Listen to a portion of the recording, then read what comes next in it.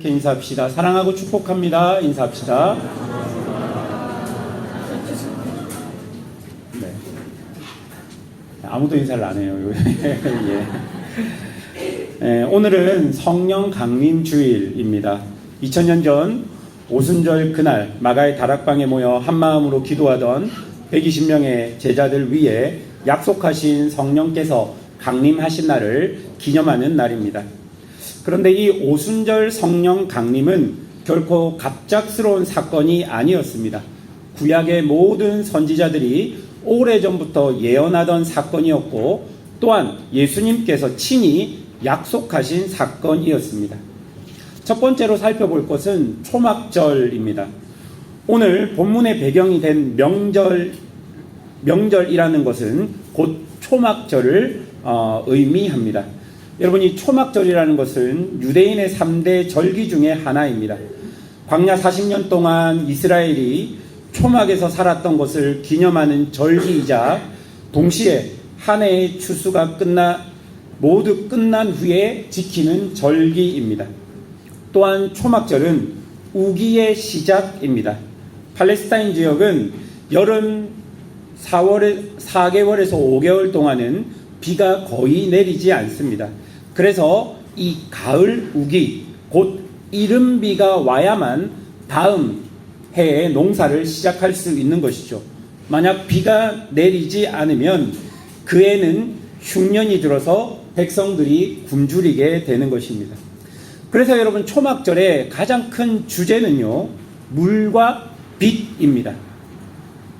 물은 다음 해의 비, 더 나아가서 메시아 시대에 부어주심을 상징했고, 빛은 광야에서 그들을 인도하신 불기둥을 상징하는 것입니다.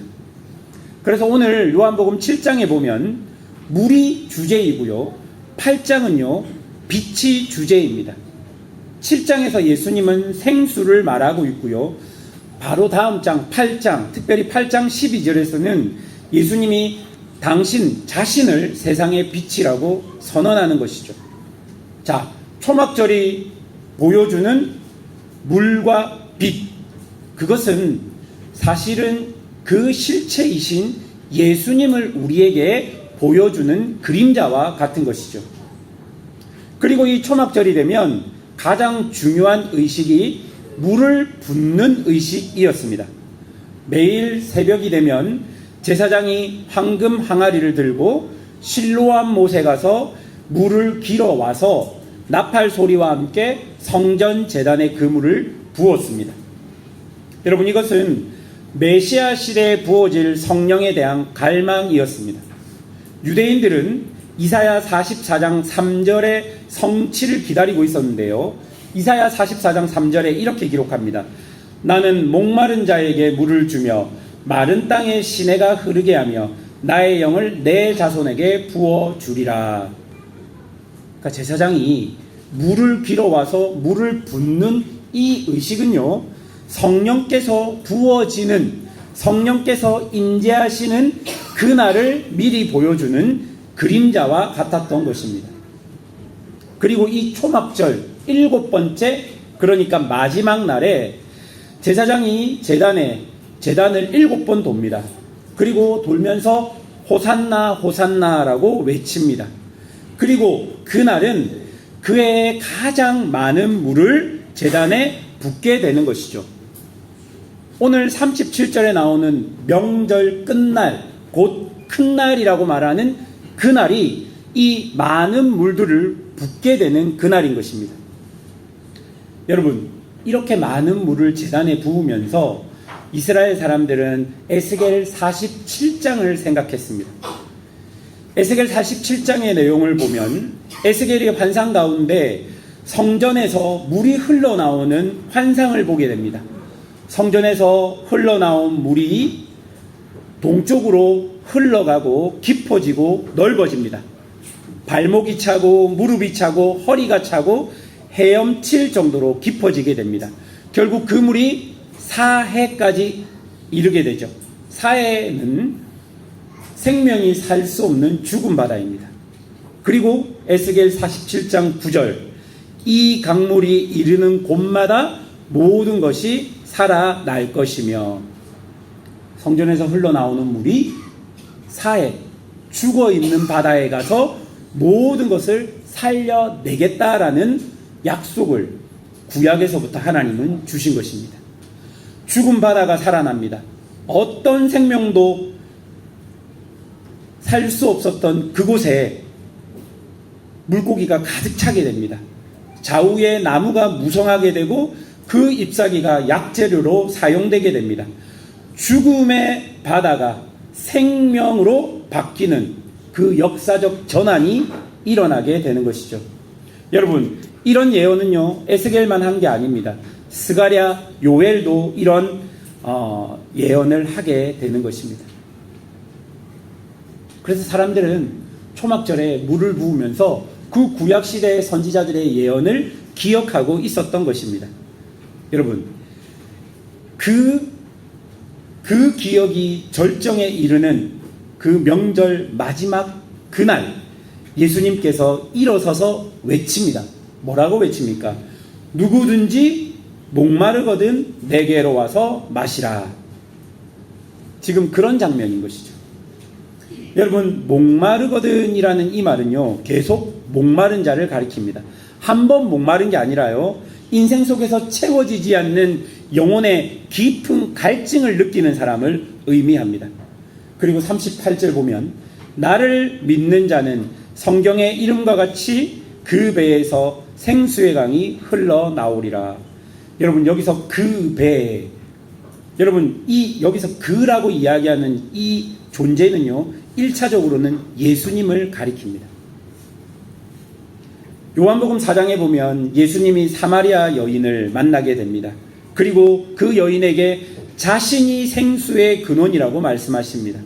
그리고 여러분, 요한복음 19장에서 예수님의 옆구리에 창이 찔립니다. 십자가에 못 박힐 때, 그때 옆구리에서 뭐가 흘러나옵니까?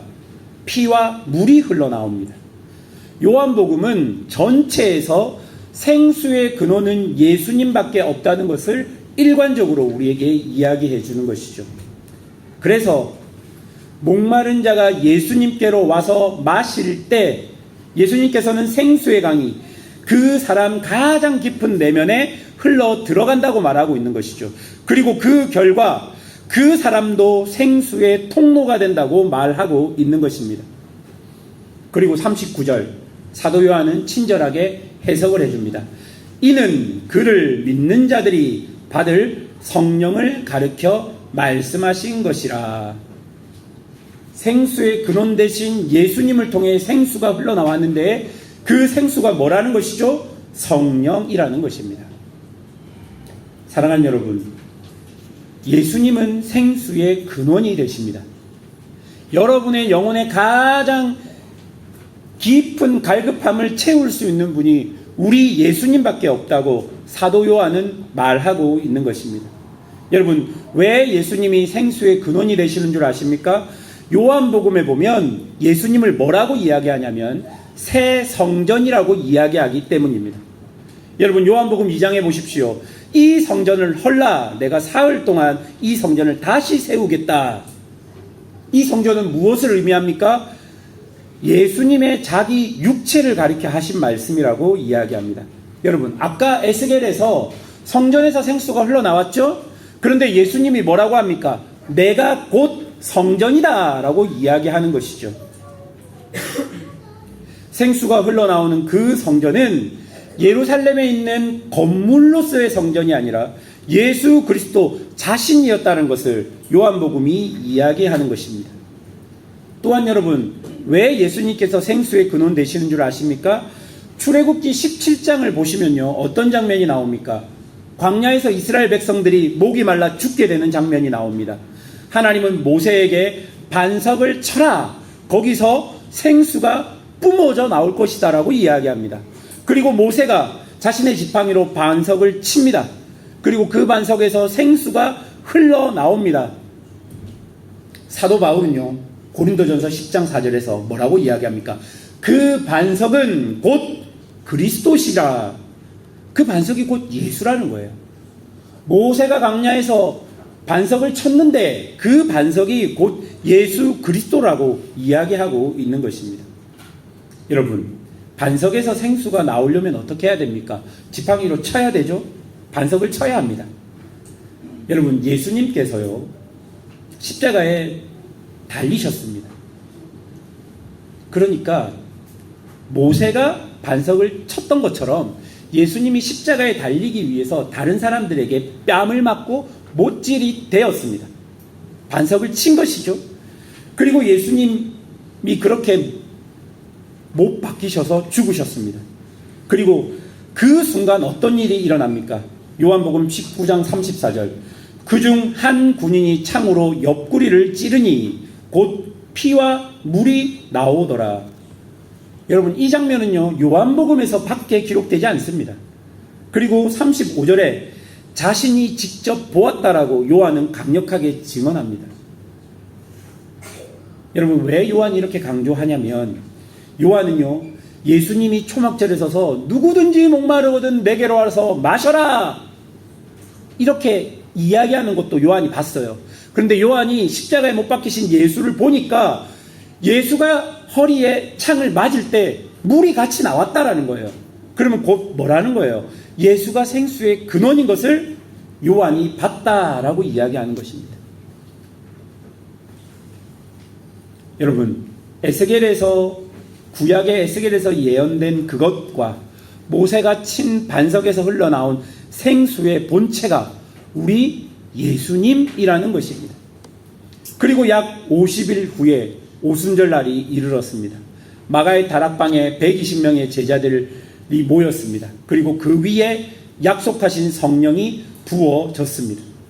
베드로가 일어나서 말합니다. 이는 곧 선지자 요엘을 통해 말씀하신 것이니 라고 외치면서 설교를 할 때 3,000명이 회개하고 세례를 받게 됩니다. 여러분, 강이 흐르기 시작한 것이죠. 죽었던 사회가 살아나기 시작한 것입니다. 죽었던 영혼들이 살아나기 시작한 것입니다. 오순절날 마가의 다락방에 모였던 120명이 예수님이 십자가에 못 박히실 때 어디 있었습니까? 다 도망갔어요. 그런데 성령이 임하고 나서 담대하게 생명을 전하는 자들로 변하게 된 것입니다. 여러분, 이 오순절은 결코 갑작스러운 사건이 아닙니다. 그것은 초막절의 모든 갈망, 모든 선지자들의 모든 예언, 모세의 반석, 에스겔의 새 성전, 그리고 십자가의 옆구리에서 흐른 물과 피, 이 모든 것이 한 점에 모이는 사건이었던 것입니다. 그리고 성령께서 임하시고 그 강물이 어디로 흘러갑니까? 예루살렘에서 사마리아로, 그리고 안디옥으로, 아시아와 유럽으로, 그리고 우리에게까지 그 성령의 강물이 흘러나오게 되고 그로 인해서 죽었던 우리가 살아나게 된 것입니다. 성령님으로 인하여 죽었던 여러분의 영혼이 살아나게 된 것입니다. 성령의 역사가 아니고는 그 누구도 우리 구주 예수 그리스도를 주로 고백할 수 없는 것입니다. 여러분, 그렇다면 우리가 이 말씀을 듣고 어떻게 적용하면 될까요? 먼저 여러분의 목마름을 인정해야 합니다. 예수님이 누구든지 목마르거든 이라고 말씀하셨습니다. 자기가 목마른 줄 모르는 사람은 결코 예수님께 나올 수 없습니다. 내가 목마르다고 인정하지 않으면 예수님께로 나올 이유가 없는 것이죠. 그리고 여러분, 그렇게 목마른 자들은 누구에게로 나와야 합니까? 생수의 근원 되신 예수님께로 와서 마셔야 합니다. 예수님은 오늘 본문에서 내게로 와서 마셔라 라고 이야기합니다. 여러분, 이 마셔라 라고 하는 것은 한 번 마시고 끝나는 것이 아니라 계속 와서 계속 너희들의 갈급함을 채워가라 라고 예수님이 말씀하십니다. 그리고 그렇게 갈급함을 인정하고 예수님께로 와서 그 갈급함을 채운 사람들은 어떻게 해야 합니까? 나를 통해 강물이 흘러가도록 해야 하는 것이죠. 여러분을 통해 생수의 강물이 흘러가도록 만들어야 하는 것입니다. 그리고 여러분을 통해 죽었던 사해 바다와 같은 곳에서 생명이 솟게 되는 은혜를 여러분을 통해 그런 은혜들이 흘러가도록 해야 된다라는 것입니다. 사랑하는 여러분, 여러분은 정말 여러분의 목마름을 인정하십니까? 여러분은 목마르십니까? 여러분은 세상 걸로 여러분을 채우고 계시지는 않으십니까? 여러분의 그 갈급함, 오직 우리 구주 예수 그리스도만 채울 수 있다고 고백하십니까? 여러분 하나님 안 믿어도 살 수 있다 혹시 생각하고 살지 않습니까? 어쩌다가 천국이 있으면 어떡하지? 이 두려움 때문에 교회 다니는 사람도 있어요. 제가 아이들을 문답할 때 어저께 굉장히 무서운 얼굴로 아이들에게 이야기를 했습니다. 하나님 앞에서 거짓말하면 벌받아. 그래서 지금 안 해도 되니까 안 할 사람은 가. 몇 프로 준비되었어? 100%라고 이야기한 아이들이 있을까요? 없을까요? 있을까요? 없을까요? 있나 없나? 있었어요. 있었어요. 아, 자기는 100%가 준비되었습니다. 그런데 알고 봤더만 지가 무슨 말 하는지를 모르더라고요. 대부분 57%요. 60%요. 70%요. 뭐 이렇게. 사랑하는 여러분, 우리가 예수를 믿는다는 것은 예수님밖에 없다는 것을 고백하는 것입니다. 말씀을 맺겠습니다. 초막절 마지막 큰 날, 그 물이 부어지던 순간 예수님이 일어서서 내가 그 생수다, 내가 그 바다다, 내가 그 새 성전이다, 내가 반석이다, 그렇게 말씀하셨습니다. 그리고 그 예수님을 통해서 성령께서 우리에게 임재하셨습니다.